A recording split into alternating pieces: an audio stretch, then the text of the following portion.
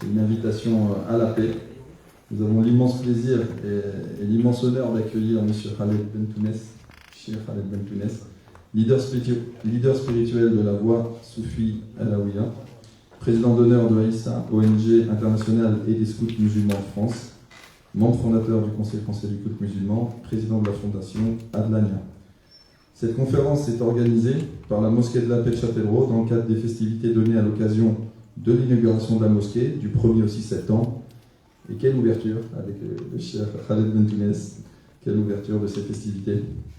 Donc le Cheikh Bentounes est un acteur majeur dans le domaine de la paix, avec un engagement en la matière sincère, profond, et un engagement qui dure plus de 40 ans qu'il parcourt le monde. Mesdames et messieurs, nous avons ici ce soir à Châtellerault un militant connu et reconnu à l'international. Le Cheikh Khaled Bentounes est l'initiateur de la Journée internationale du vivre ensemble en paix, adoptée le 8 décembre 2017 à l'unanimité des 193 États membres de l'Organisation des Nations Unies, et qui est célébrée, c'est une journée qui est célébrée chaque 16 mai.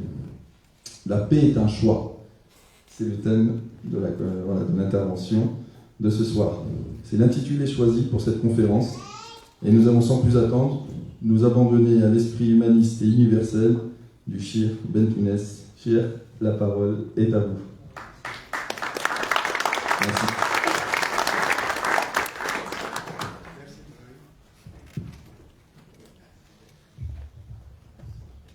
Merci Donali et merci à vous tous d'être présents aujourd'hui. Bonsoir. Je suis très heureux de partager ce moment avec vous. C'est la première fois que je découvre cette belle ville de Châtellerault. Je suis passé certainement pas trop loin, mais pour aller à Bordeaux. Mais cette occasion qui m'est donnée aujourd'hui, grâce à la mosquée, et surtout aux organisateurs et à ceux qui la tiennent en vie, qui la mettent en vie. Et je découvre en plus que le dialogue interreligieux est une réalité ici depuis des décennies. Depuis, on parle de 1960-1962. Et je découvre aussi que c'est une nouvelle génération qui prend la relève, et cette génération, elle est dans cet esprit de dialogue, d'ouverture, d'échange. Et ce qui m'a amené à choisir ce titre, La paix est un choix, c'est aussi les circonstances que nous vivons aujourd'hui. Nous sommes préoccupés, je pense tout le monde l'est, par ce qui se passe entre la Russie et l'Ukraine, cette guerre qui a débuté cette année au mois de février. Et vous avez une guerre, on connaît les dates de son début, mais on ne connaît jamais la date de la fin. Sa fin, nous ne savons pas où le monde, les circonstances de ce qui se passe aujourd'hui au cœur de l'Europe peuvent emmener le reste du monde. Et il semble que de plus en plus, il y a des divisions, il y a même une cassure entre Orient et Occident. Donc, la paix est un choix, c'est le moment par excellence d'opter. Et je le dis pour moi, mais je le proclame haut et fort, pour ne pas faire subir à nous-mêmes, à nos enfants, nos petits-enfants, la fatalité de ce qu'est la guerre, la haine, la violence. Donc nous devons puiser en nous la force nécessaire pour que la paix, d'abord, nourrit notre conscience, nos cœurs, mais qu'elle soit aussi inscrite dans nos actes, dans nos paroles, dans notre façon de penser, dans notre vision du monde du présent et de l'avenir.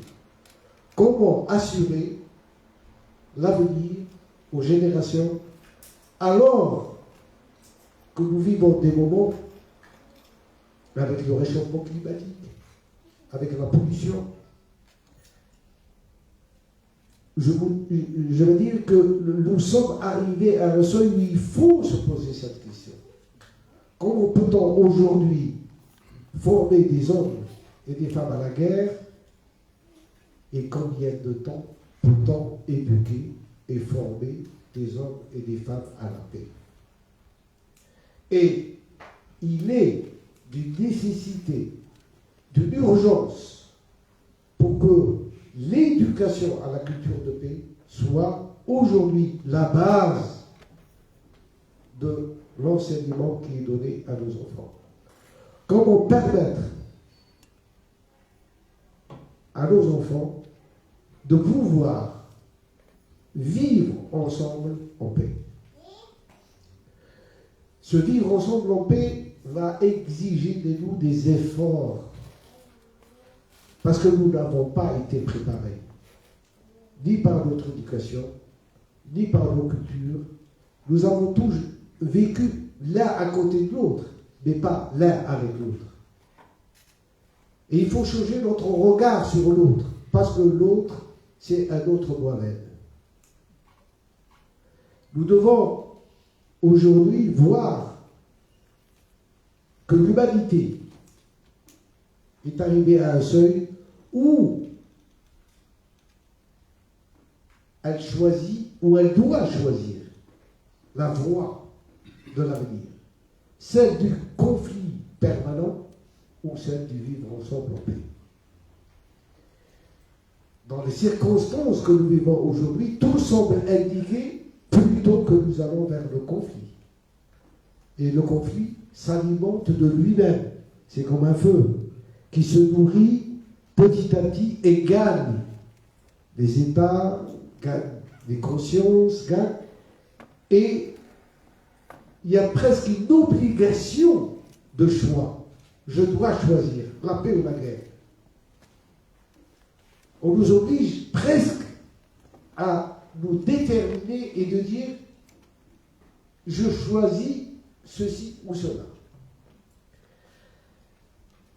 Dans la perspective du travail qui se fait aujourd'hui auprès de ceux qui ont encore quelque part la sagesse et la raison, nous essayons de maintenir les liens, aussi fragiles qu'ils soient, mais de maintenir des liens d'humanité, des liens qui, tôt ou tard, prouveront que c'est la paix qui doit être le choix de chacun d'entre nous.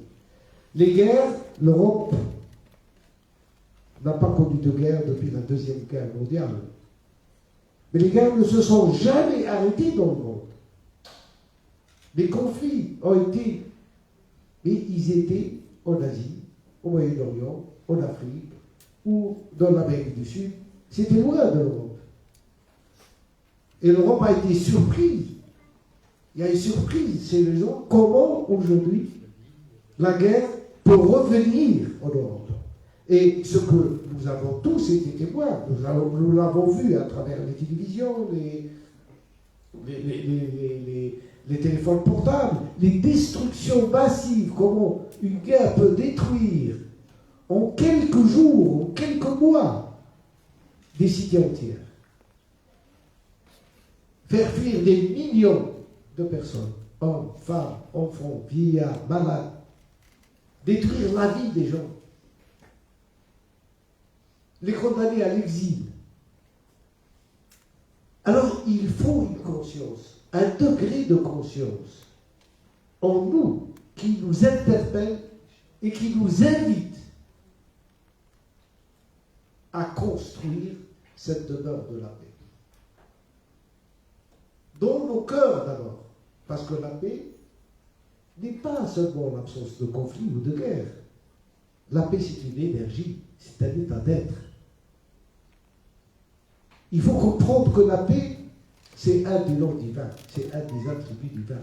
Salam, en arabe, signifie Dieu. Et dans le christianisme, et dans le judaïsme, et dans toutes les civilisations, la paix n'est pas seulement absence de guerre ou de conflit, mais c'est un état qui habite notre conscience. Nous sommes d'abord en paix avec nous-mêmes, en paix avec nos proches, nos familles, nos enfants, dans le couple, les voisins, la cité où nous vivons, le pays où nous vivons et le monde où nous vivons. Vous direz, ça c'est de l'utopie. Ça c'est jamais arrivé. Et pourtant, c'est vers ça qu'il faut tendre. Comment apprendre à nos enfants, très tôt, comment débattre au lieu de se battre. Nous avons le conflit il fait partie de la vie. Même dans les familles, entre frères et sœurs, il y a toujours le conflit. Les égos humains sont faits de cette façon-là. Mais comment attirer le choc pour faire le moindre mal et pour éviter le pire? Et cette résolution dont on vient de parler, qui a demandé 3 ans et demi de travail de porte à porte, de pays à pays, de délégation à délégation. Au début, personne n'y croyait. Aucun gouvernement, aucun État, aucun responsable n'y croyait. Et pourtant, comme on vient de le dire, le 8 décembre 2017, à l'unanimité des 193 pays. N'oubliez pas qu'en décembre 2017, on était au bord de la guerre entre les États-Unis et la Corée du Nord. M. Trump, à l'époque, avait dit qu'il pouvait raser la Corée du Nord. Et dans cette atmosphère qui était aux Nations Unies, où toutes les délégations étaient dans un trouble, comment sortir de cet état et trouver une alternative, est née cette journée. Et même ceux qui étaient contre et qui n'y croyaient pas, je peux vous l'assurer que pendant la séance qui a duré presque 1 heure, elle est filmée, vous pouvez la voir, elle est sur le site 16b.org, vous pouvez aller, vous aurez toute l'histoire. Parce que c'est une histoire longue, je ne vais pas vous la raconter, mais vous dire qu'à ce moment-là, tous les délégués des pays qui étaient présents faisaient un. Il y a eu un moment où l'humanité vraiment a pris forme. Et c'est dans cette journée qui était une journée elle s'était transformée en journée de joie. Et toutes les délégations, tous les délégués qui étaient présents, les ambassadeurs qui étaient présents, qui représentaient leur pays, d'un même élan se sont levés, ont fait une haie d'honneur à la délégation qui avait déposé cette résolution au niveau du secrétariat général des Nations Unies, donc au niveau de l'ONU. Cette délégation, parce qu'en tant qu'ONG, on ne pouvait pas nous-mêmes la déposer, il fallait choisir un pays. Ce pays a été choisi, c'était l'Algérie. Donc, il suffit de peu pour changer, pour faire évoluer les consciences. Ne croyez pas que c'est quelque chose qui n'est pas à la portée de chacun d'entre nous, si, sincèrement, au fond de notre cœur, c'est notre souhait. Parce que les consciences, c'est comme aussi ça se transmet. Je ne veux pas dire que c'est une maladie, mais c'est pas le Covid-19 qui se transmettait par l'air. Eh bien, il y a aussi une façon de transmettre aux autres ses convictions intimes si elles sont sincères. Si notre désir de la paix devient un désir profond, sincère, alors il se passe quelque chose de formidable. Je vais vous raconter juste une petite histoire avec un pays où je suis allé voir la responsable, la représentante de ce pays. Et ce pays était un pays clé parce qu'il avait la présidence de l'Europe en 2017. Et c'est une femme. Et on a discuté longtemps et elle me disait, mais ça sert à quoi? Ça n'aboutira jamais, de toute manière, ça c'est... Bon, ça sera une journée de plus, mais personne... Bon, elle était négative. Elle ne comprenait pas à quoi aller servir et on a discuté, et à la fin je lui ai dit, écoutez, cette journée n'est ni pour vous, ni pour moi. Alors elle m'a regardé, elle m'a dit, mais c'est pour qui? Je lui ai dit, c'est pour l'enfant que vous portez. Mais moi, j'ai dit ça parce qu'elle était une femme. Et bon, une femme est susceptible de donner naissance à un enfant. Mais elle était réellement enceinte. Et moi, je ne pouvais pas le deviner. Et ça a été transformation totale. Cette femme-là, j'ai vu les larmes couler. Et c'était fini. Il n'y avait rien de plus à dire. Je dirais c'était dans la poche, c'était vendu. Donc, vous voyez à quoi se joue si on est sincère. Parce que tout ça dépend de notre sincérité. Est-ce qu'on sert un but politique, ou idéologique, ou religieux, philosophique, ou je ne sais pas quoi, ou on est sincère, totalement sincère? C'est pour le bien de tous. Et je ferai le parallèle pour bien que vous compreniez que ce n'est pas ce que je dis. C'est quelque chose qui est en nous, que nous vivons, mais que nous négligeons, que nous ne réfléchissons pas à ça. Si nous prenons le corps d'un être humain, nous voyons que dans le corps d'un être humain, c'est des milliards de cellules. Le corps d'un être humain, c'est des milliards de cellules. Imaginez que l'humanité soit un corps.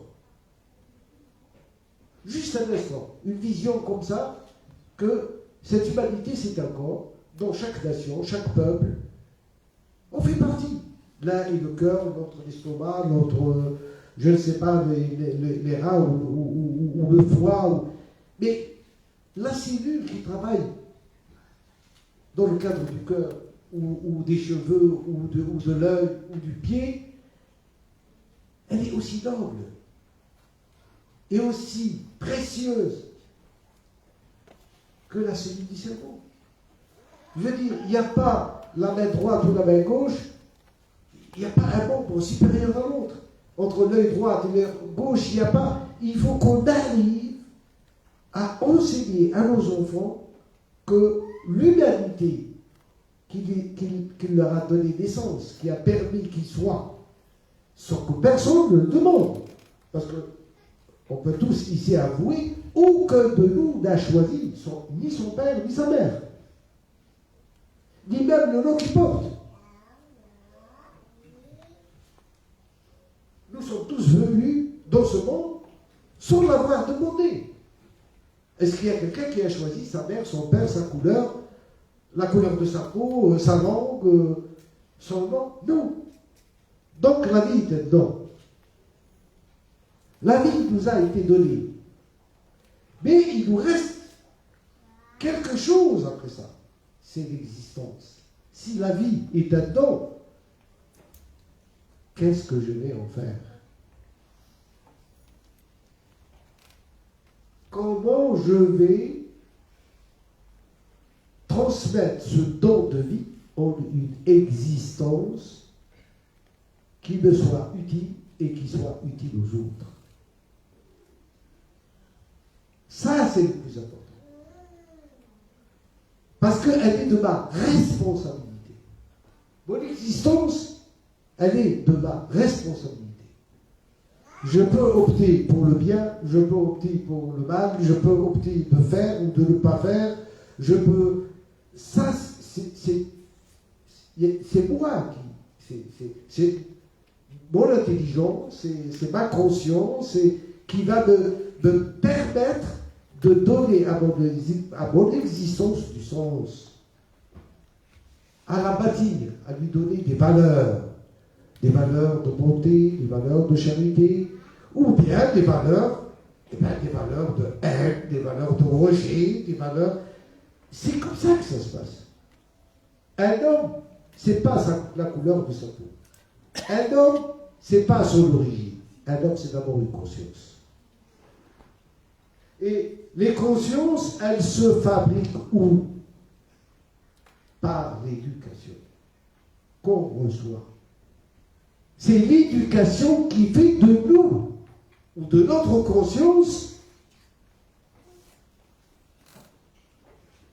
l'individu que nous sommes. Ou bien notre conscience s'ouvre, s'universalise, et puisse accueillir les autres, ceux qui ne ressemblent pas, ceux qui n'ont pas de la même religion que moi, ceux qui ne pensent pas comme moi, ceux qui sont, etc., etc. L'étranger, ce qui est étrange à moi-même, parce qu'ils ne mangent pas comme moi je mange halal, l'autre il mange ceci, etc., etc. Moi je ne mange pas de viande, l'autre il est végétarien. Donc, tout cela vient de l'éducation que nous recevons et de nourrir notre conscience au point où nuire à autrui nous devient impossible. C'est pas porter atteinte à l'autre devient impossible. Impossible. Il y a peut-être parmi vous ceux qui ont fait le pèlerinage. Est-ce qu'il y a ceux qui ont fait le pèlerinage, vous savez, un des piliers d'Islam? Vous savez que quand on porte une ihram, quand on va au pèlerinage, il y a un moment, il y a un périmètre qu'on appelle, il y a des bornes qui permettent de, quand on rentre dans ce périmètre, le pèlerinage commence. Et avant de rentrer, on fait ses grandes ablutions, on fait son intention, sa niya comme on dit, et on commence son pèlerinage. Mais dans ce périmètre sacré, qui est la Mecque, qui va jusqu'à Muzdalifa, Arafat, donc tout un périmètre de plusieurs quand même kilomètres carrés, le pèlerin n'a pas droit à porter atteinte à la vie. Si par malheur, parce que c'est quand même le désert, et qu'il y a un serpent, qu'il y a, je ne sais pas, un scorpion, qu'est-ce que je fais? Je vais l'éliminer pour qu'il ne m'attaque pas. Si vous le faites, votre pèlerinage, vous devez une compensation, sinon votre pèlerinage n'est pas valable. Si vous cassez une branche, vous devez compenser. Si vous cueillez une fleur, vous devez compenser, sinon votre pèlerinage. Si vous bougez une pierre de sa place, une pierre minérale de sa place, vous devez donner compensation. Qu'est-ce que ça veut dire? Et pourquoi uniquement dans cet endroit? Parce que ça serait impossible d'exiger partout de ne pas porter atteinte à la vie. On peut ni manger, c'est impossible, ni cultiver, mais il y a un territoire qu'on appelle le territoire sacré, où cette idée elle est là. pour que le pèlerin qui vient reparte avec cette notion de la sacralité de la vie. Pour qu'il revienne avec peut-être 10%, 15%, 20%, 50%, mais qu'il revienne avec cette notion que la vie est sacrée et qu'il ne faut pas porter atteinte à la vie. Alors aujourd'hui, on va à la mer, mais c'est pour faire des selfies. Plus personne aujourd'hui ne sait ça. C'est quand même extraordinaire.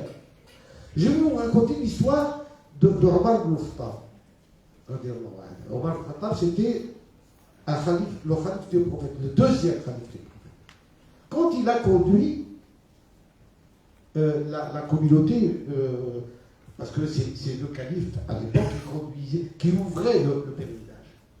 En allant pour faire le tawaf autour de la Kaaba, donc je pense que vous savez tous ce que c'est la Kaaba, c'est ce cube noir qui est au milieu du temple sacré de la Mecque. Il faisait ses circumambulations, ses tours, et d'un seul coup il a vu un pigeon qui venait vers lui, et il l'a chassé avec ça. Il l'a chassé pour qu'il n'y ait pas sur lui. Et ce pigeon est allé se poser sur un rocher. Et derrière ce rocher se cachait un serpent. Le serpent l'a attrapé. Omar al-Khattab a vu le cerf, il a dit, je dois donner une compensation, parce que c'est grâce à moi, j'ai chassé cet oiseau, et je l'ai envoyé à la mort.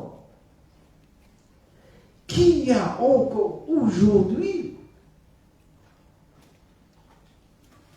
cette notion qui la cultive encore en lui aujourd'hui. Je parle aux musulmans qui vont au pèlerinage. Donc, toute cette éducation à la paix contenue dans cette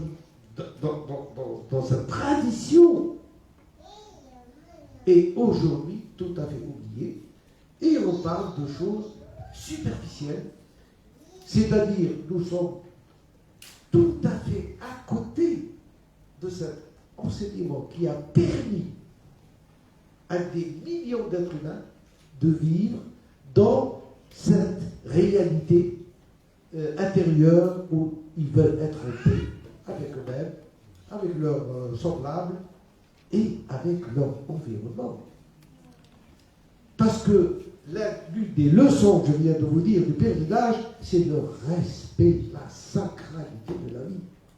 Vous ne pouvez pas casser une branche, cueillir une fleur, déplacer un caillou.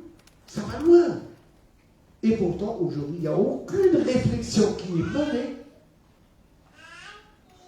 Et on va dire, et on va beaucoup parler de choses qui sont intéressantes, mais qui sont secondaires. Donc, c'est comment nourrir. Si je vais jusqu'à la Mecque, si je dépense tous les moyens, parce que ça coûte, pour aller, c'est pour obtenir quelque chose au retour, au niveau de ma conscience, c'est pour nourrir ma conscience. C'est pas juste pour dire, je ramène avec moi le titre de Hajj. Donc, revenons à ce corps humain. Si l'humanité est considérée par nous comme quelque chose d'unique, comme un corps humain, je ne peux pas être la cellule dans ce corps humain qui va aller à l'encontre des autres, parce que je deviens quoi? Un cancer. Le cancer, c'est une cellule qui décide de ne pas marcher avec les autres. Et ça va aboutir à quoi? Ça va aboutir à ce que tout le corps va en souffrir. Parce que cette cellule, il y en a une deuxième, il y a une troisième, il y a une quatrième, et puis ça n'arrête pas. Ils vont à l'encontre des autres cellules parce qu'ils ne sont plus en harmonie. Ils ne sont plus Donc je sais bien que la société humaine, elle est pleine on est traversé par des envies, on est traversé par des moments de doute, on est traversé par des moments de colère, ça c'est une réalité. Il suffit de voir comment aujourd'hui on se dope à plein de choses. On est dans l'addition de plein de choses pour ne pas, juste pour supporter quelque part ce vécu dans lequel nous sommes aujourd'hui. Maintenant, je voudrais vous ramener, parce que vous savez que dans la tradition spirituelle, on parle toujours par la symbolique. Je voudrais qu'on revienne vers l'alphabet. Qui nous sommes en réalité?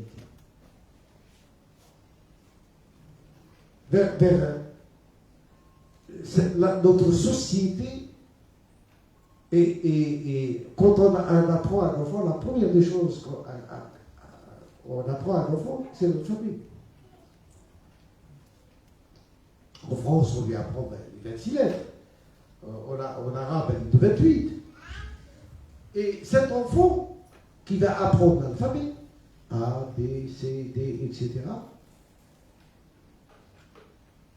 dès qu'il aura acquis à la fois la forme et le son, va passer à autre chose.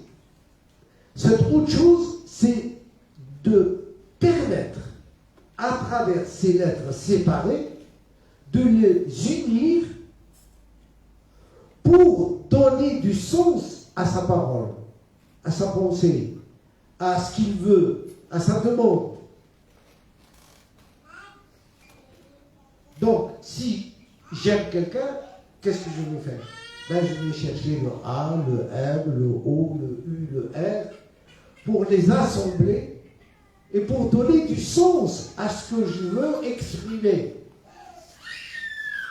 Mais n'oubliez pas, dès que le mot amour est là, lui-même va susciter son contraire. C'est ainsi, nous sommes dans le monde de la dualité. Il va susciter le mot haine. Donc il faut le savoir. Parce que le monde de la dualité s'exprime par opposition. La joie d'un côté, la peine de l'autre, la nuit, le jour, l'amour, la haine, la guerre, la paix. Et regardez, nous sommes tous dans la dualité. Constamment dans la dualité. Mais la dualité, c'est une réalité. Mais c'est là où il faut revenir à sa conscience. Qu'est-ce que moi je choisis?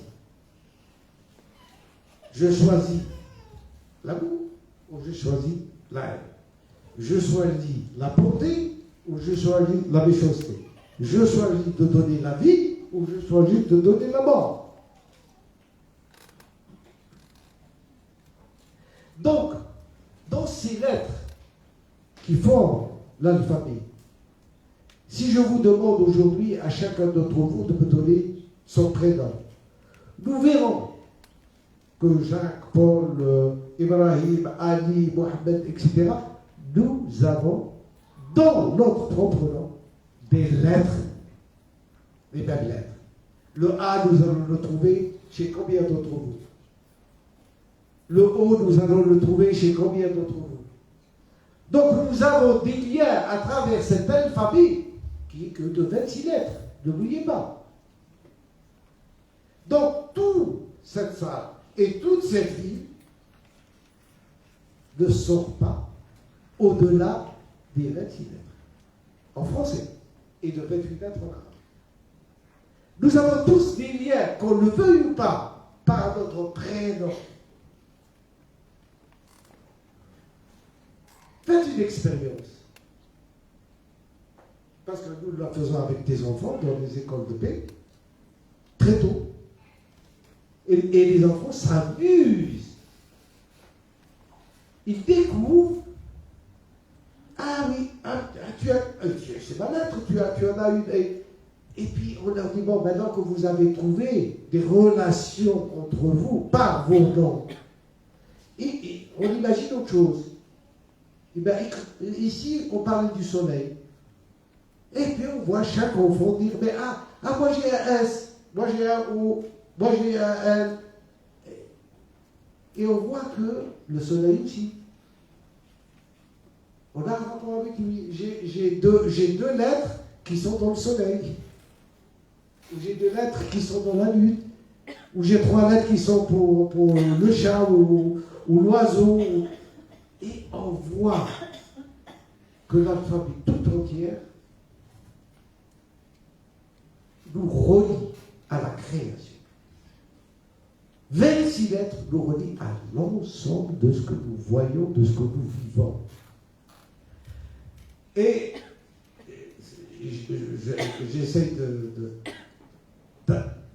de continuer un peu plus loin, et surtout pour les musulmans, en leur disant, mais regardez par quoi commence la première sourate du Coran. Qu'on appelle la sourate de la vache. En dehors de la Fatiha qui est l'ouverture. Ça, c'est l'ouverture du livre, qu'on appelle le Fatiha, l'ouverture. La première sourate commence Alif, Lam, Mim. Lam. Par un questionnement. Et ce Al nous interroge. Ne voyez-vous pas Al Tara, parce qu'il y a une autre sourate qui dit Al Tara, qui viendra dans le bouquin, mais Ashab al-Fil.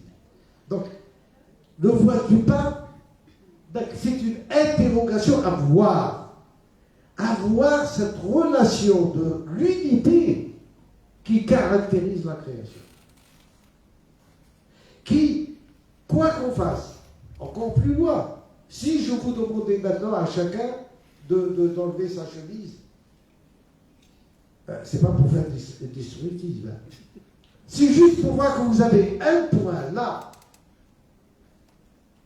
qui s'appelle le nombril, qui vous rattache à qui? À vous-même, à nous-mêmes.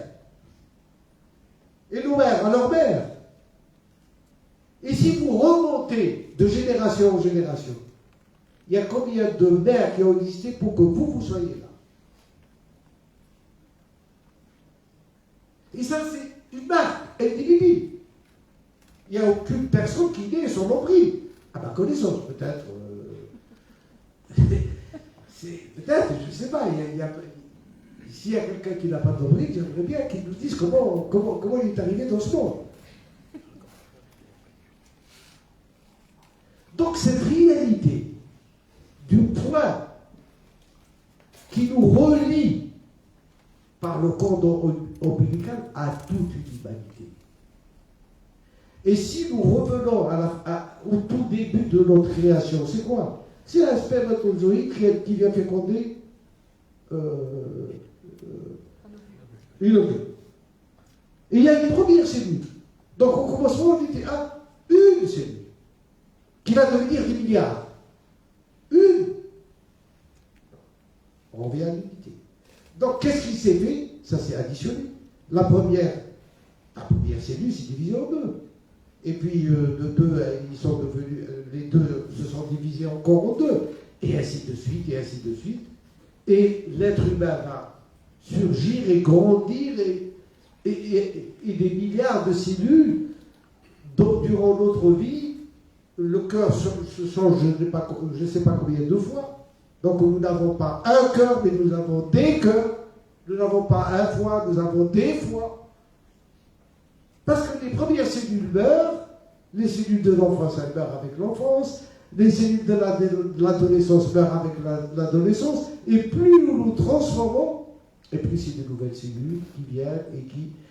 Regardez ce principe qui nourrit le vivant, en partant tout simplement de là, de cette unité fondamentale. Donc, si je vous dis tout ça, c'est pas pour que vous deviez tous des mystiques ou des spirituels. Si juste on explique des choses simples, et surtout à nos enfants, parce que les enfants viennent avec une conscience qui n'est pas encore pollué. Parce que nos consciences sont polluées par l'environnement dans lequel on vit. On nous dit, voilà ton ami, et voilà ton ennemi. Voilà le noir, voilà le blanc, voilà le vrai, voilà le faux. Et ainsi de suite. Donc l'homme va grandir au fur et à mesure qu'il grandit, au fur et à mesure qu'il reçoit des informations qui viennent à la fois de nourrir sa connaissance, si on les prend dans le sens de l'éveil, mais aussi des voiles sur cette conscience première avec laquelle il est venu. Cette conscience pure. Vous mettez des enfants de 3 à 4 ans ensemble, et moi je le vois dans les écoles, ils ne parlent pas la même langue, ils n'ont pas la même couleur, ils arrivent à jouer. Ils dépassent la langue, ils dépassent il n'y a pas d'a priori, il n'y a pas le moi-je. Non, les enfants jouent.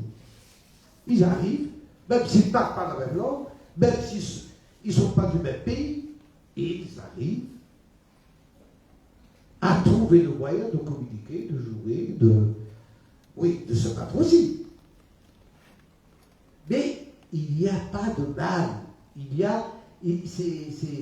Tout se fait naturellement parce que leur conscience est ouverte. On ne leur a pas encore mis des barrières. On ne les a pas encore enchaînés à des vérités toutes faites. Dieu a dit. Mais d'où tu sors ça? Il l'a dit à qui?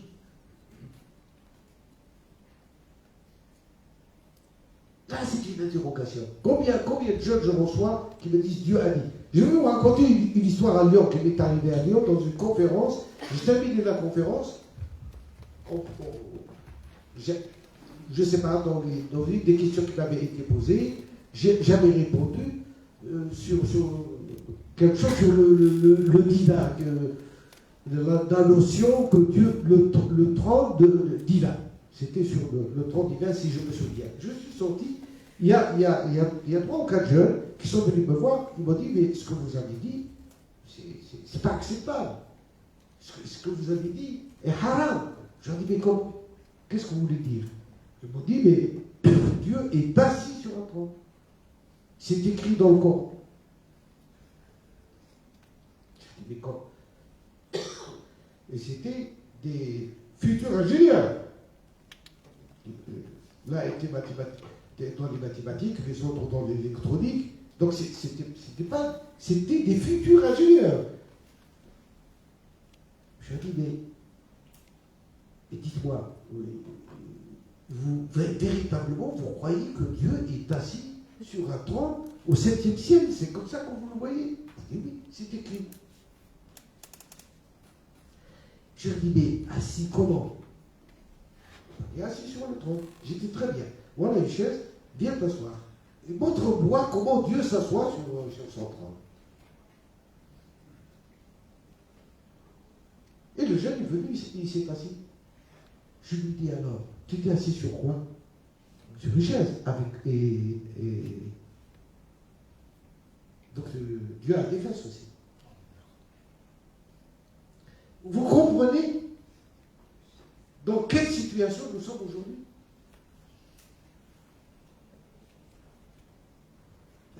La lecture littérale des textes, il y a plus ce souffle de l'esprit qui vient et qui donne la lumière. Les gens prennent le texte au mot d'un mot. Il n'y a aucune réflexion. Parce qu'il y a l'Internet, parce qu'il y a des sites où on leur dit c'est comme ça, et ils le prennent comme argent comptant. Donc Dieu est bien au 7e ciel. Donc je ne sais pas s'il y a un ascenseur, moi je l'ai jamais pris. Et il faut monter au 7e ciel. Il me dit tout ça c'est de la symbolique. Le trône divin, il est assis sur la moindre chose. Sur le vivant, cette entité vivante comme moi. Je vous ai dit que la vie était un don, mais pas uniquement pour les êtres humains. Mais le moustique, il est vivant ou pas? Le chat, le chien, l'arbre, le microbe, tout ce qui est vivant a reçu ce don de vie. Donc c'est l'interprétation que nous faisons de cet héritage qu'on a reçu qui a besoin d'être éclairé pour que l'homme trouve du sens à son existence et qu'on ne s'accroche pas à l'illusion de savoir, parce que j'ai lu le Coran, je sais mieux que vous. Non. Je suis aussi ignorant que vous, même si je l'ai lu, je ne sais pas combien de fois. Je reste encore ignorant. Parce que la vérité, personne ne peut la détenir. Personne. La vérité, nous lui appartenons. Ce n'est pas elle qui est appartenue par quelqu'un. Nous lui appartenons en tant qu'individus. Tous ces êtres que nous sommes là aujourd'hui, dans combien de temps? Dans 50 ans, dans 100 ans. Qu'est-ce qui restera de nous? Uniquement nos actions. Qu'est-ce que nous aurons fait de notre vivant, durant notre existence? Est-ce que j'ai fait un acte dont ceux qui viennent après moi se souviendront? J'ai aidé. Le premier enseignement, la première parole qu'a faite le prophète en rentrant à midi, alors qu'il était chassé de la Mecque. Il y a un sahabi, un des compagnons de midi qui l'ont reçu, ils lui ont dit, il s'est levé, il a dit, nous sommes avec toi, commande et nous t'obéirons. Qu'est-ce qu'il a dit le prophète? Il a dit, semez la paix. Aider le nécessiteux. Semer la paix. Aider le nécessiteux. Renforcer les liens d'humanité entre vous. Et prier le soir, ou veiller le soir, ou méditer le soir, vous rentrerez au paradis. Qui, donc, cet enseignement, qui est l'un des premiers enseignements qu'il a dit à Lévi, le jour où il est rentré. Combien de chez nous l'appliquent? Combien de chez nous sèment la paix? Ce n'est la paix, c'est pas des... Oui, c'est des graines. Oui, c'est un jardin. Oui, la paix se cultive. Oui. Oui, c'est un terrain qui se cultive. Voilà, je crois que je vous ai dit assez de bêtises, excusez-moi. Maintenant, j'attends que vous m'éclairez, vous. Je vais vous demander quand même d'applaudir, cher Bocquet, pour cette intervention profonde, spirituelle et toujours très empreinte de ces valeurs de paix qu'on souhaitait mettre à l'honneur.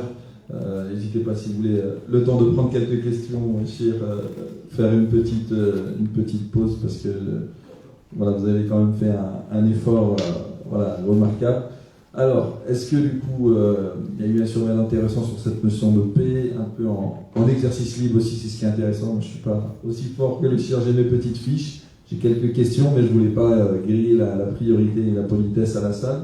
Donc, ce qu'on peut faire, il y a Amine aussi, qui nous fait aussi le plaisir de servir cette organisation. On remercie Amine, qui est un micro-baladeur. Donc, s'il y a des questions, des remarques, des réactions au niveau de la salle. Une question. Ah, il y a une question? Ouais. On va prendre avec le micro. Vous m'entendez? Ouais. Et bonjour et merci pour votre exposé. Ma question elle est sur on a tendance à traduire la paix par salam en arabe. Et alors que l'aman, qui je veux dire, nous on les appelle les musulmans, on les appelle al-mu'minoun. Ma question, il revient sur ça. C'est quoi al-mu'min? Est-ce que c'est celui qui croit? Si c'est le cas, pourquoi Dieu il s'appelle al-mu'min? Il s'appelle aussi salam. Voilà. Non mais à la rigueur... C'est des attributs divins, il y en a 99. Oui, mais si on traduit mu'min par croyant, Oui. est-ce que Dieu est croyant? Et s'il croit, il croit en quoi? Ah oui, c'est-à-dire c'est lui qui croit en nous. Parce que la demeure la demeure de Dieu, il y a un célèbre hadith qui dit, qui dit ni ma terre, ni mes cieux ne peuvent me contenir, mais me contient le cœur de mon fidèle serviteur. Donc la demeure du divin, c'est le cœur. Je ne parle pas du cœur en tant qu'organe, hein, on l'a bien entendu, c'est l'autre chose. Donc, tout l'espace de l'univers ne peut contenir le divin. Et pourtant, il y a un être, où la conscience d'un être peut le contenir. Quant à salam, pourquoi le salam, c'est l'amal? Non, l'amal c'est la sécurité. C'est pas pareil. Le salam c'est la paix. C'est clair. La traduction ne peut pas être. Salam ne peut se traduire par la sécurité. Il ne se traduit que par la paix, le mot paix. Maintenant, le mot mi, d'abord, la racine. D'où vient le mot mi? Il vient du mot iman. Ou amen. Ou amen. Iman, voilà ma amen. question. Tout à fait. Voilà. Donc, la sécurisation. Moi, je voulais vous dire ce qu'a dit le prophète sur la notion de l'iman. L'iman, هو التصديق بالقلب والاعتراف باللسان. C'est la conviction par le cœur et la reconnaissance par la langue ou par la bouche, si vous voulez. Donc, l'iman, c'est une conviction du cœur. C'est pas une nature qu'on peut. C'est pour ça qu'il y a la différence entre musulman et mu'min. Et la différence, elle a été faite par le Coran lui-même. Les Arabes ont dit nous sommes croyants, dit non, vous ne êtes que musulmans. Donc la notion de musulman et la notion de croyant ne sont pas les mêmes. Parce que le croyant, il y a des on ne peut pas juger sur la foi de quelqu'un, ni dans l'islam, ni dans le christianisme, ni dans le judaïsme, ni même dans des religions que nous. On ne peut pas juger du cœur de quelqu'un. Qu'est-ce qu'il contient au niveau de la foi, au niveau de sa conviction intérieure sur le divin. Mais excusez-moi, justement, parce que vous avez donné cet exemple-là, désolé, je vous un peu. Je t'en prie. Voilà, c'est vraiment un questionnement très sérieux parce qu'on traduit régulièrement ce mot mu'min, parce que est-ce qu'on peut être musulman qui n'est pas croyant? Si on traduit le mot mu'min par croyant, vous comprenez un peu ce que je voulais dire? C'est que la racine de mot amana, par exemple, il y a le verset qui dit Inna alladhina amanu wa alladhina hadu wa nasara, jusqu'à la fin, man amana billahi. Oui. Alors, oui, mais tous ces gens-là, ils croient en Dieu. Oui. Alors, est-ce que ceux qu'il a nommés Amanou, est-ce qu'ils parlent de croyants ou ils parlent des gens qui cherchent la paix et la sûreté pour eux et pour les autres? Oui, je pense. Vous comprenez un peu ce que Absolument. Voilà. Et c'est pour ça que vous venez de citer un verset très important. Il parle de ceux qui étaient avec le prophète à l'époque, les croyants qui sont avec toi,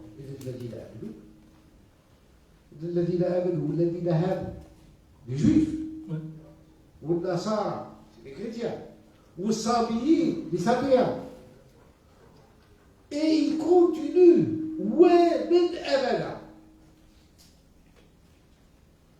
مبني المجهول on ne connaît pas je sais pas ومن آمن بالله واليوم الآخر وعمل صالحا à la condition qu'il croit donc dans le divin, dans Dieu, qui fait des bonnes actions, c'est-à-dire quelqu'un qui ne tue pas, qui ne massacre pas, qui ne vole pas, qui ne triche pas, qui fait des bonnes actions, qui est utile, qui croit en Dieu, qui est utile, le jour dernier. Ils n'ont pas à avoir ni peur, ni reproche. Donc la porte de la miséricorde divine est ouverte. Mais pourquoi on ne cite pas ce verset souvent? Pourquoi on ne le dit pas Alors là, parce que l'autre verset vient encore le renforcer. Si Dieu l'avait voulu, il aurait fait de vous une seule communauté. Donc c'est qu'il ne veut pas. Dieu ne veut pas qu'on soit une seule communauté, mais plusieurs. Pourquoi? Pour nous mettre en compétition, il le dit, pour vous mettre en compétition pour le bien. Quelle est la communauté qui va faire le plus de bien? Et nous, pour la compétition qu'on a aujourd'hui, c'est qui est le plus fort pour massacrer l'autre. On va inverser les valeurs.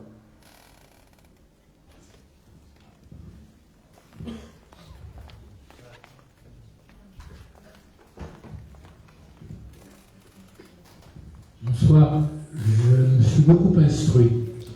Et je me suis instruit en trouvant beaucoup de convergences, une fois de plus, ne serait-ce qu'au niveau du vocabulaire.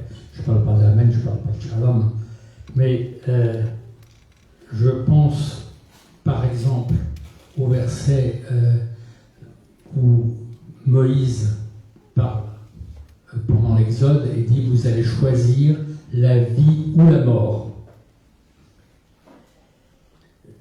Je pense aussi, alors ça m'a un petit peu amusé, c'est que vous avez dit que chez les musulmans, ce qui est important, c'est de voir. Or, la prière juive, qui est répétée plusieurs fois dans la journée, qui est Shema Israël, je vais le dire en français, ça sera plus simple, écoute Israël, le Seigneur, ton Dieu, le Seigneur est un. C'est écoute, c'est pas voir, mais ça n'a finalement aucune importance. Ce qui a d'importance, c'est la suite, le Seigneur est un. Et c'est ce qui nous rapproche le plus. Et puis aussi, mais vous l'avez dit de plusieurs manières, la vérité, personne ne peut la détenir. C'est, je crois,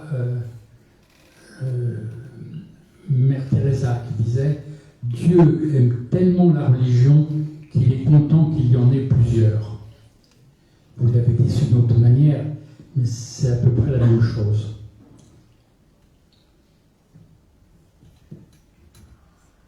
Donc sans commentaire, donc c'est sauf pour l'écoute, parce que l'écoute est importante. Parce qu'on peut voir, mais ne pas entendre. Donc, dans la tradition coranique, il est dit, nous avons entendu un héros nous appeler à la foi, et nous avons cru. S'il n'y a pas l'entendement, il n'y a pas de foi. Il faut qu'il y ait quelqu'un qui vienne nous éveiller à la foi. Parce que c'est le rôle de la communauté. C'est le rôle que tout seul, il faut que j'arrive avec l'autre. L'autre est nécessaire parce qu'il est celui qui me renvoie à la réalité. J'ai besoin de mémoire pour savoir qui je suis. Ce que je vaux. Je suis beau. Qu'est-ce qu'on fait tous les matins? Homme ou femme? On regarde le miroir. Est-ce que je suis bien rasé? Est-ce que je suis bien coiffé? Est-ce que je suis bien habillé? Est-ce que ma cravate est bien mise? Est-ce que... etc. etc. Donc, nous avons besoin d'un miroir. L'autre, c'est mon miroir. Parce qu'il vient, il m'interroge sur ce que je suis. Parfois même, il me pose problème. Parce qu'il me secoue.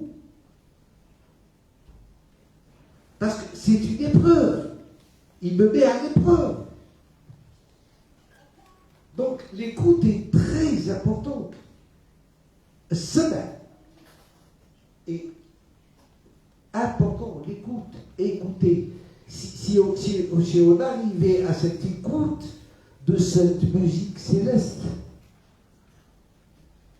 qui nous relie tous à ce principe de l'unité, combien de temps gagnerait, combien de problèmes seront solutionnés. Mais nos égos nous empêchent d'écouter. Parce que si j'écoute et qu'on me dit, mais tu es une perle dans le collier. Et moi, je ne veux pas être pas une perle dans le collier. Je veux être la perle, c'est tout. C'est mon ego qui me parle. Je suis le meilleur. Je suis le plus riche. Je suis le plus intelligent. Je suis le plus fort. Ma civilisation est meilleure. Ma religion est la meilleure. Etc. etc. Ça, c'est le rôle de l'ego qui vient, il joue son rôle. Tout simplement. Pour que notre individualité existe. Mais il faut qu'on accepte qu'un collier ou un chapelet, eh bien, il y a un fil qui relie les perles. Mais ce fil, personne n'en parle. Personne ne le voit. On voit la brillance des perles, mais on ne voit pas ce qui les lie. Et pourtant, leur secret, il est là. Il est dans le fil, qui est invisible, qui nous lie tous les uns aux autres.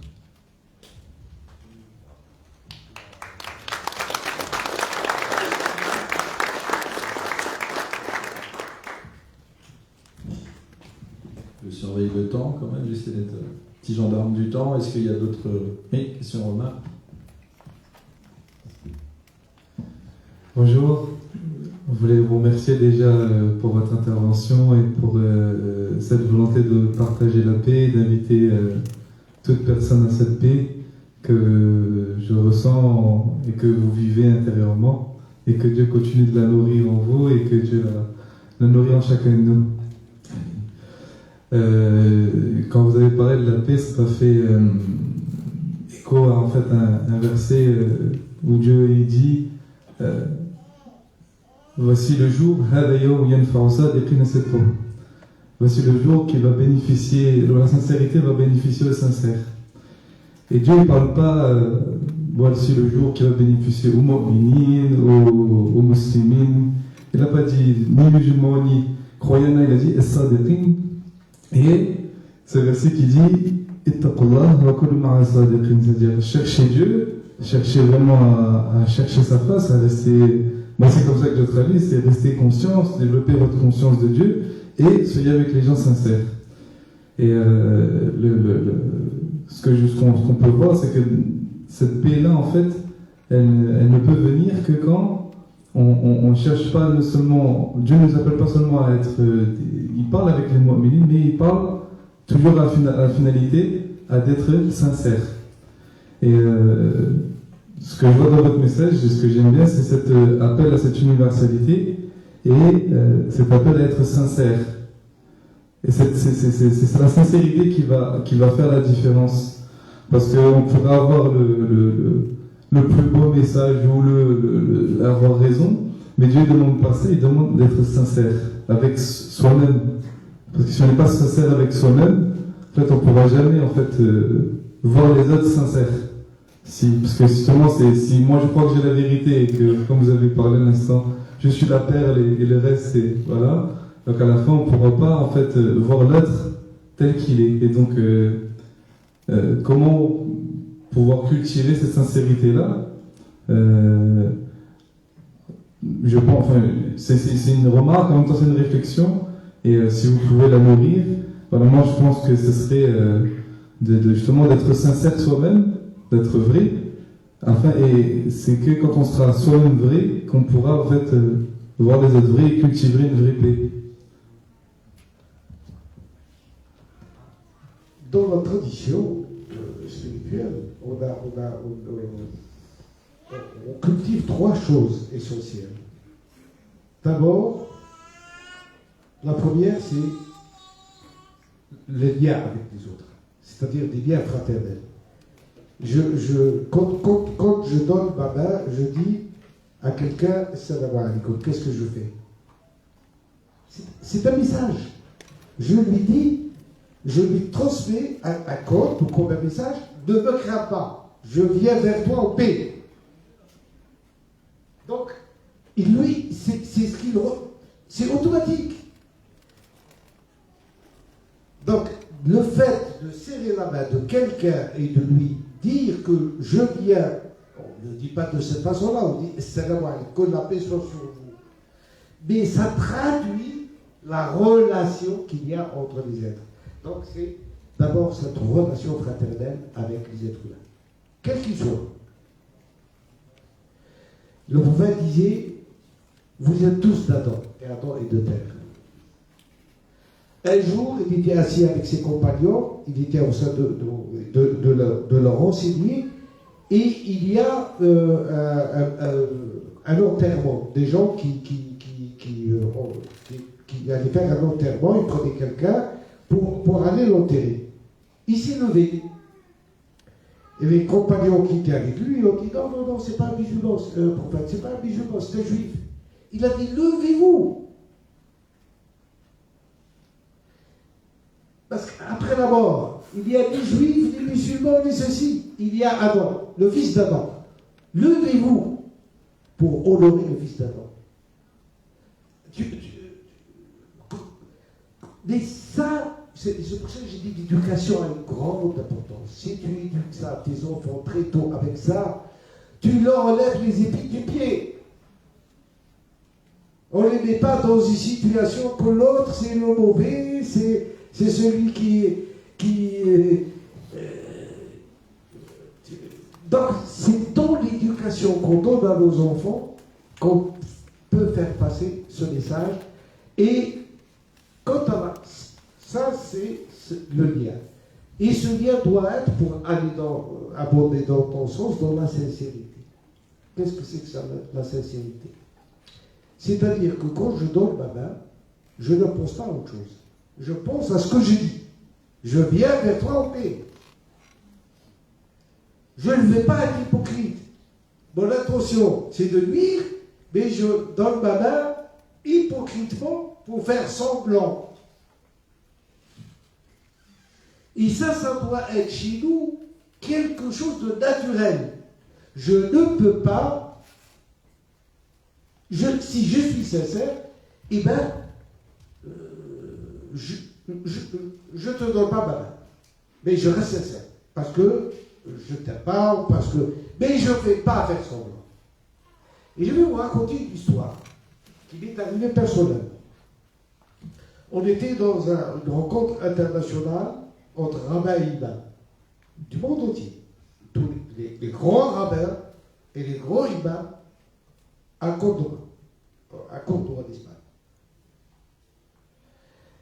Et j'étais assis, c'était des tables de 10, donc j'étais assis dans une table avec des représentants des imams qui venaient de Gaza, des Palestiniens donc, qui venaient de Gaza. Et il y a le rabbin de Genève, avec qui j'ai fait plusieurs conférences, qui me connaît, qui rentre dans la salle, il me voit, il vient me saluer. Il me salue, comment vas-tu, etc. Bon, on échange les salutations, et il se retourne vers les autres et il leur tend la main. Personne ne bouge. On était 10. Personne ne bouge. Personne ne lui donne la main. Il est devenu blanc. Nous sommes dans un colloque international de dialogue entre imam et rabbin. Il ne faut pas l'oublier. Et ça, c'était la délégation qui venait de Gaza.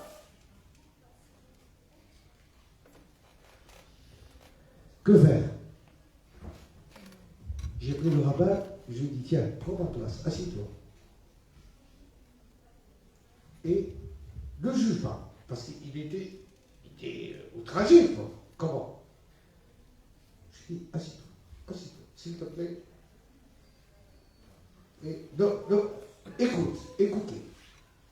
Et je leur ai demandé, racontez votre histoire. Et chacun a commencé à raconter son histoire, et moi je traduisais au fur et à mesure à notre ami. À la fin, qu'est-ce qu'il a dit? Il a dit, tout ce que vous m'avez raconté,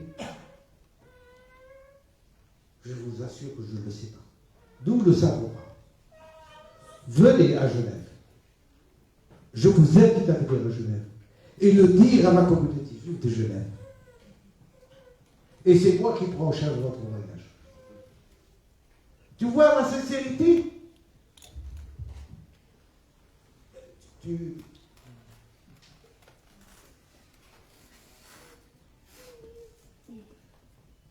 Parce que c'est pas la parole, c'est les faits.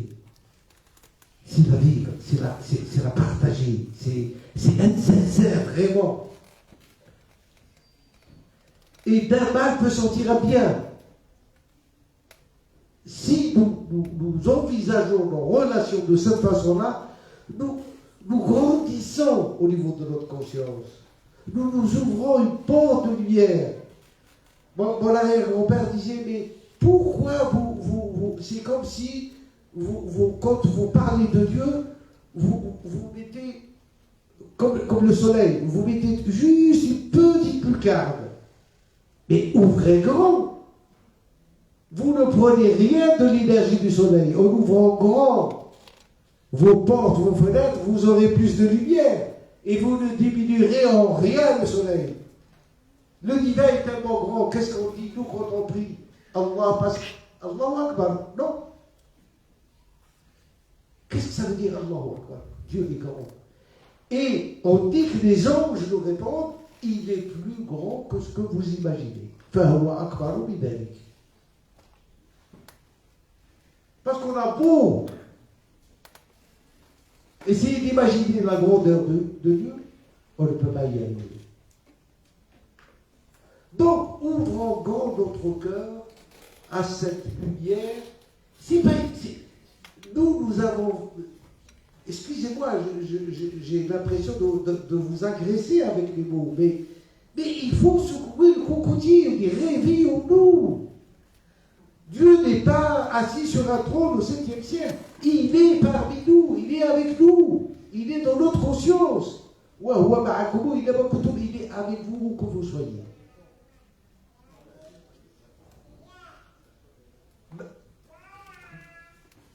Qu'est-ce que dit le verset coranique? Ben, il y a beaucoup de jouer à tête. Où est-ce qu'il dit? Hein? L'imam, il est où? Notre imam. Ah, tu verras. Aide-moi un petit peu. Ben, il y a beaucoup de jouer à tête. إلا هو ربيعه ولا خمسة إلا هو سادسه ولا أدنى بذلك ولا أكثر إلا هو معهم إذا ما كانوا. Que vous soyez au secret à 2, à 3 ou 4 ou plus ou moins, Dieu est avec vous où que vous soyez. Alors, qu'est-ce qu'on veut de plus? Il est au 7e ciel, il est avec nous, là, à l'instant.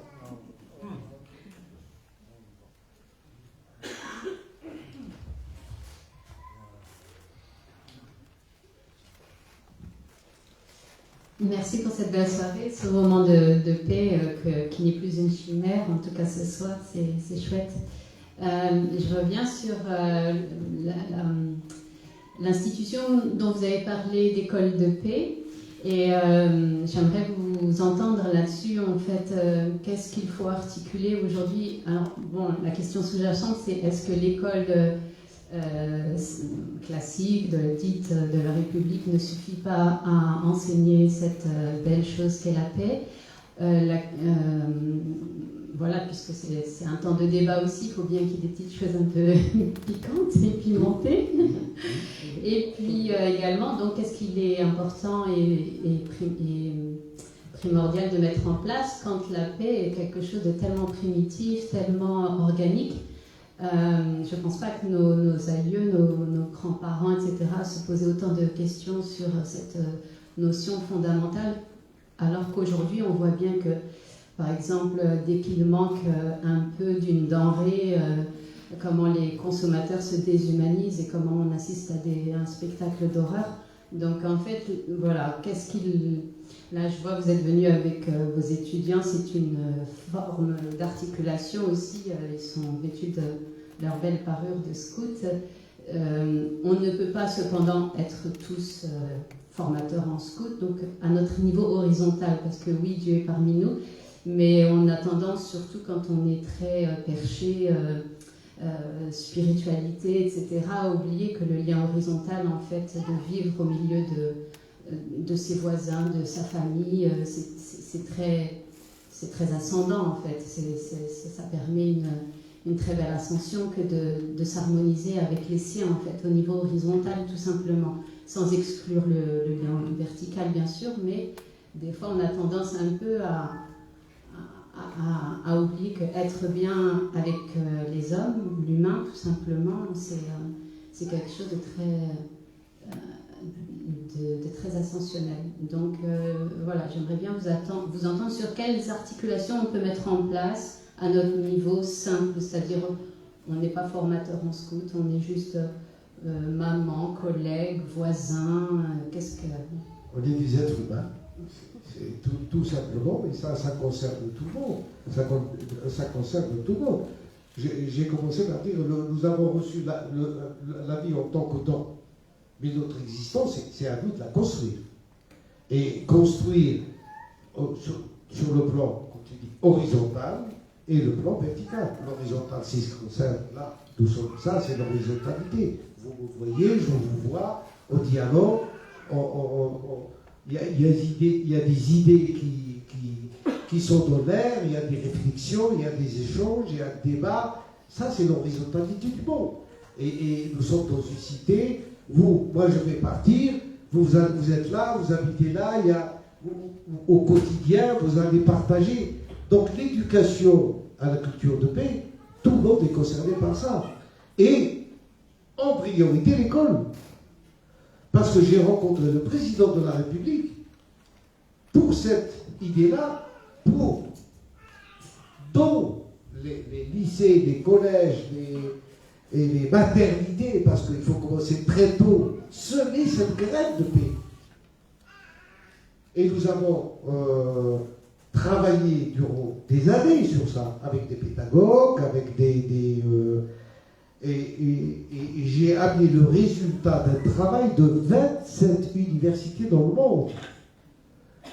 Ces 27 universités, nous avons travaillé ensemble à cette éducation de vivre ensemble en paix. Chaque université a travaillé pendant 1 an pour sortir les fruits de ce travail.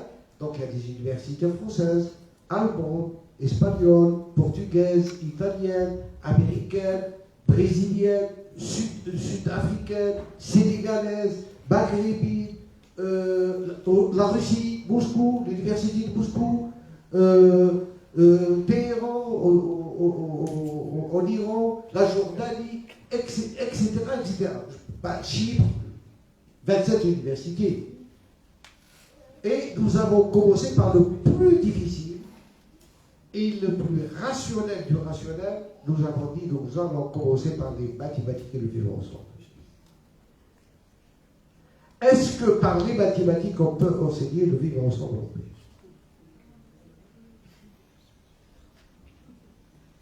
Et ça a été un colloque, on s'est rencontrés de 15 jours. Et il y avait comme cobaye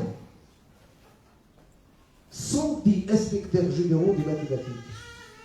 C'était eux les élèves. C'était avec eux qu'on faisait des ateliers pour voir si ça marche ou pas. Ça a marché. Et j'ai appris tous. Ce travail a été donné au président de la République, qui m'a dit, je vais transmettre au ministre de l'Éducation nationale, il va vous rencontrer et vous allez voir ensemble comment introduire ça dans l'éducation nationale. J'attends. J'attends. Peut-être que le moment viendra un jour, je ne sais pas, mais je suis en attente. On a fait notre travail. Mais maintenant, si vous souhaitez en tant qu'individu ou personne, il y a un site. Il y a un site où vous pouvez aller, on va appeler le site de l'éducation et de la culture de paix. Donc, on va vous donner le site, rentrez, c'est gratuit. Vous savez utiliser Internet. Et aujourd'hui, bon, c'est pour tout le monde. Que vous soyez dans l'éducation ou des mères, allez-y, regardez. Il y a des ateliers, il y a des formations, il y a à cette culture de paix. La formation dont je parlais tout à l'heure avec les enfants, eh ben, vous avez l'assiette de riz, par exemple.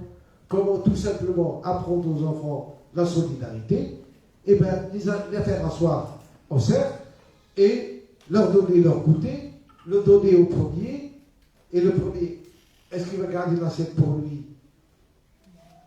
Et c'est là le premier test, ou bien il l'attend à celui qui est à côté de lui, qui l'autre l'attend à l'autre, et au fur et à mesure, l'assiette tourne jusqu'à ce que le premier qui a reçu l'assiette devienne le dernier à la recevoir et à manger. Voilà la culture de paix. C'est changer la mentalité. C'est changer de mentalité dans le cadre d'une solidarité. Nous sommes un cercle. Et c'est simple. C'est enfantin. C'est du jeu.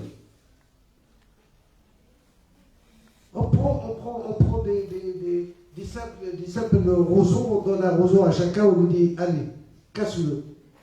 Il fait ça, il le casse. Un enfant, il fait ça, il casse un roseau. Mais, on prend le roseau de tout le monde, on les attache, on dit, allez, essaye de casser. Qui est le plus fort? Personne ne peut casser des roseaux une fois qu'ils sont tous ensemble. Et voilà l'unité.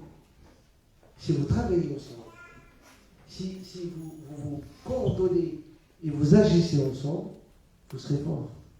Votre projet réussira. Tu vas des choses simples. C'est pas philosophique, c'est pas spirituel. C'est une simplicité enfantine. Mais les enfants comprennent, les adultes beaucoup moins. Oui, petite une dernière parole. Merci. Vous nous avez dit que chacun deviendrait être des artisans de paix. C'est une évidence. Malheureusement, dans le monde, c'est beaucoup plus compliqué. En fait, toutes les guerres, elles sont décidées et décrétées par les dirigeants. Et les sujets, malheureusement, sont obligés de suivre et de faire la guerre. Je ne pense pas que tous les jeunes Russes actuellement engagés en Ukraine soient tous de féroces guerriers. Ça n'empêche pas qu'il faut quand même être tous des artisans de paix. Merci beaucoup, ça me remet les pieds sur terre et ça prouve encore une fois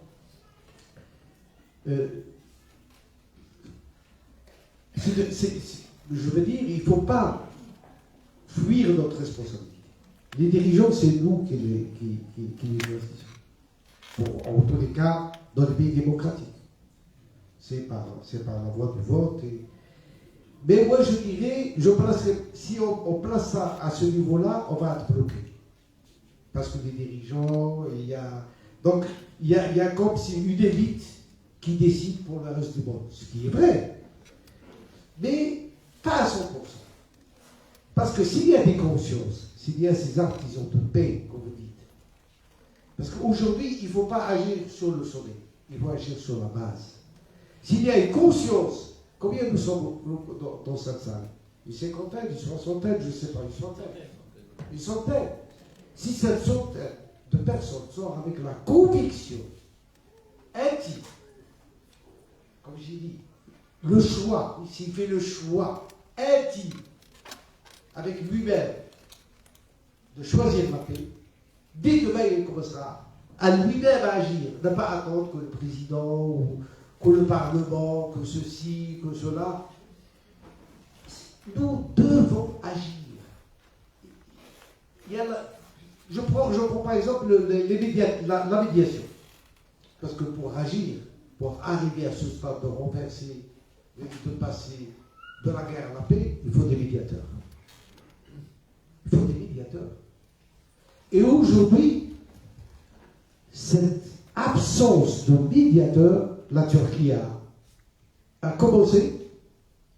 C'est le seul pays. Il y a les Russes et les Ukrainiens qui se sont rencontrés une fois. La médiation s'est arrêtée. Donc le fait qu'il n'y a pas de médiateur, de pays, de personnes, de volonté de médiation pour atténuer le choc, eh bien le choc ne pourra que s'aggraver.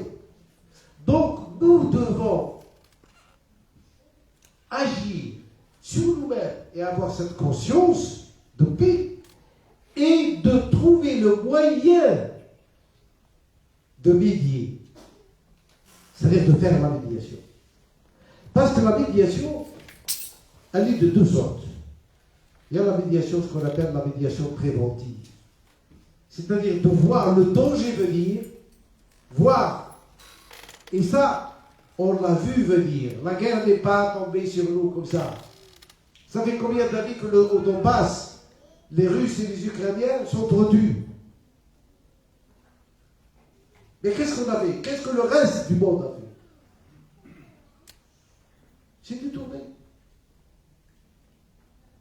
Il s'est détourné. Et la chose s'est aggravée. Parce qu'il n'y a pas eu une véritable médiation pour atténuer, c'est-à-dire il n'y a pas eu de pompiers.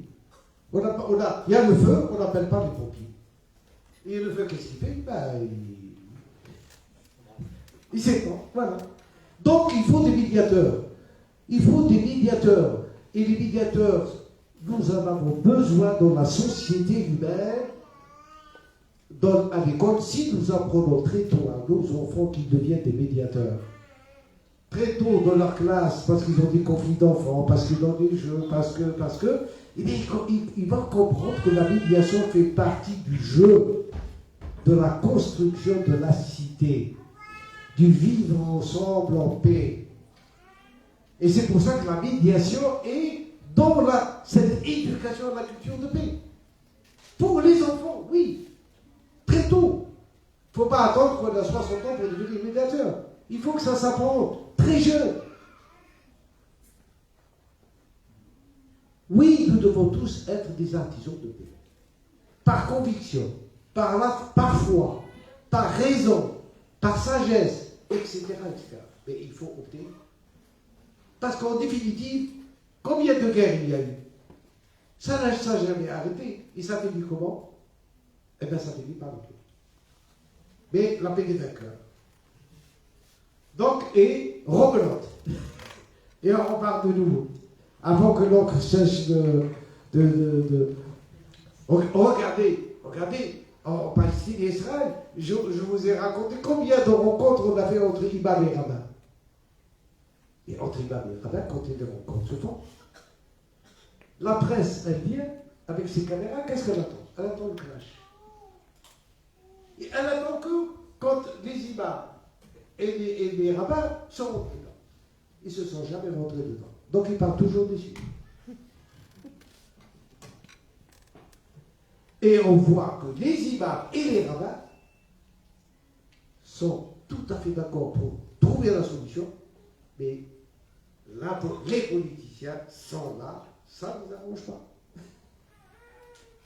Il faut que ça dure. Parce que si vous n'avez pas compris qu'il y a une économie de la guerre qui rapporte de l'argent, beaucoup d'argent, alors c'est que vous n'avez rien compris. Merci beaucoup.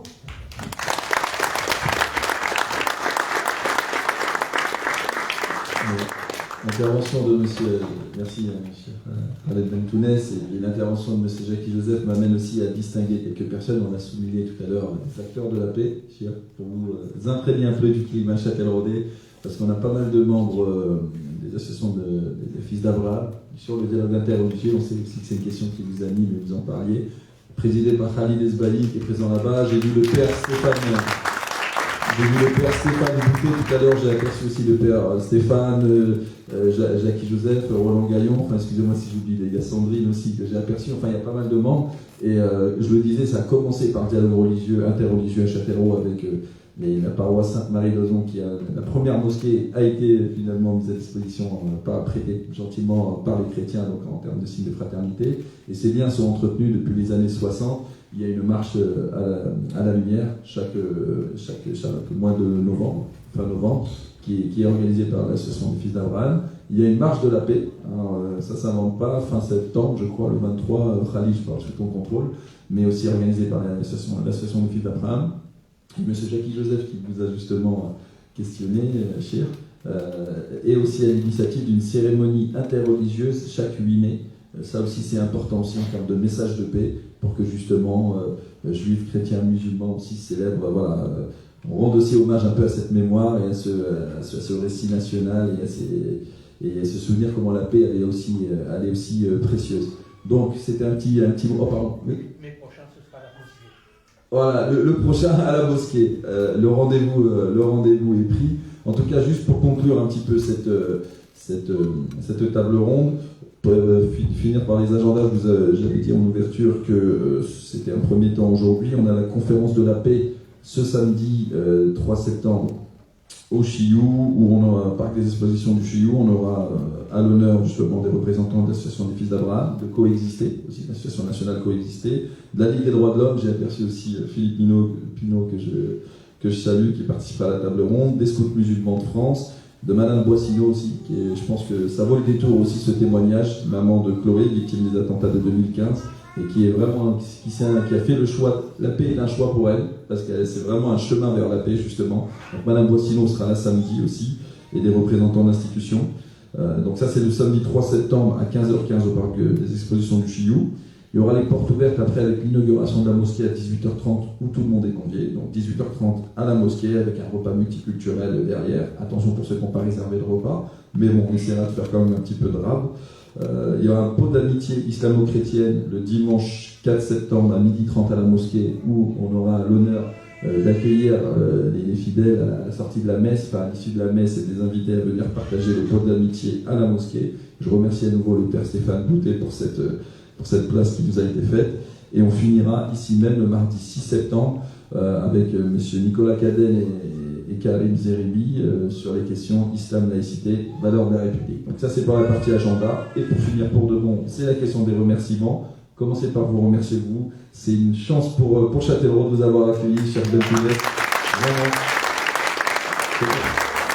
Il parcourt le monde entier, et voilà, Châtellerault est sur la carte de la galaxie du cher Bentounes et la galaxie de la paix. Et pour vos remerciements, je crois qu'il y a des personnes qui ont présenté, qui ont prévu un petit présent. Alors on a un petit peu honte de la mosquée, c'est même pas nous, c'est une délégation, je sais pas qui vient de... Le cheikh a dit qu'on était un, donc... Voilà, on est un, alors... Voilà, donc c'est de la part... a voulu vous remettre un petit présent, je crois. Donc on remercie, juste par curiosité, d'Orléans, il y a une grosse délégation je crois d'Orléans ce soir. Voilà, n'hésitez pas à monter sur scène. Hein. On remercie en tout cas ceux qui ont fait les déplacements, hein. Je crois qu'il y a Orléans, il y a Paris, je crois que j'ai vu aussi Bordeaux.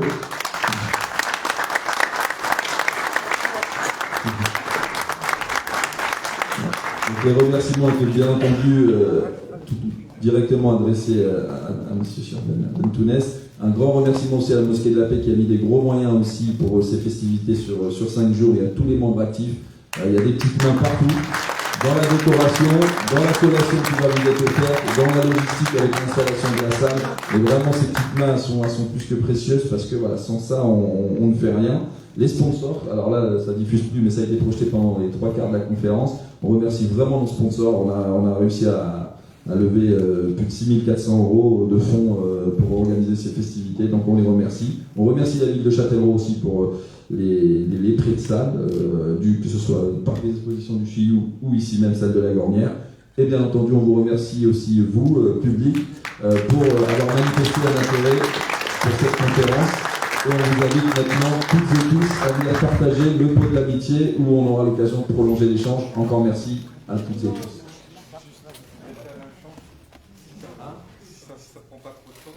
Alors, on a 15 minutes déjà dans la vue, j'ai envie de dire, mais ça prend moins de 2 minutes. 5 minutes. Ouais, allez, on va pas. Ouais, bon. Pour venir sur scène ou. N'importe, juste là, je peux le faire. Allez.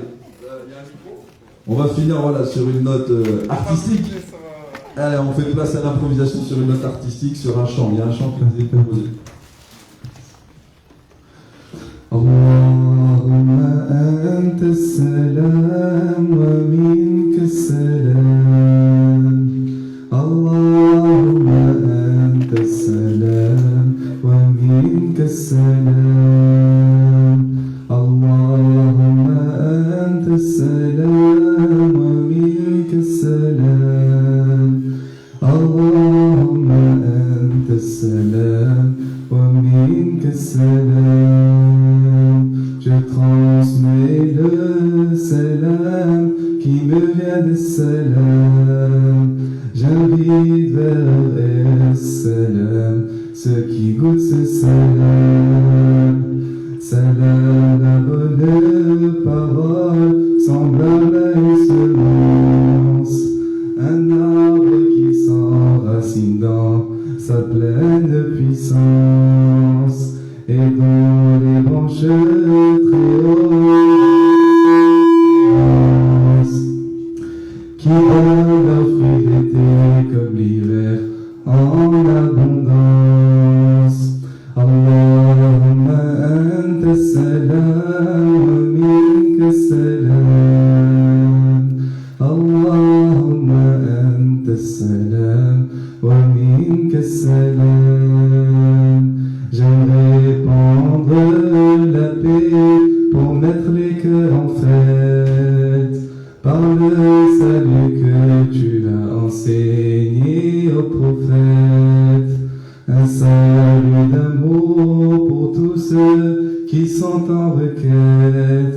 Une paix puisée dans ta présence, une paix parfaite.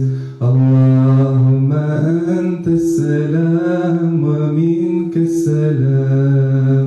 Allahumma anta salam wa minka salam.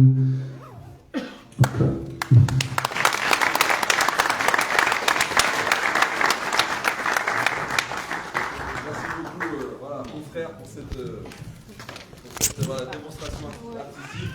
Et là, pour de bon, on vous invite à venir vous rafraîchir et vous restaurer un petit peu. On ne vous laissera pas partir le monde vite ce soir. Et encore merci.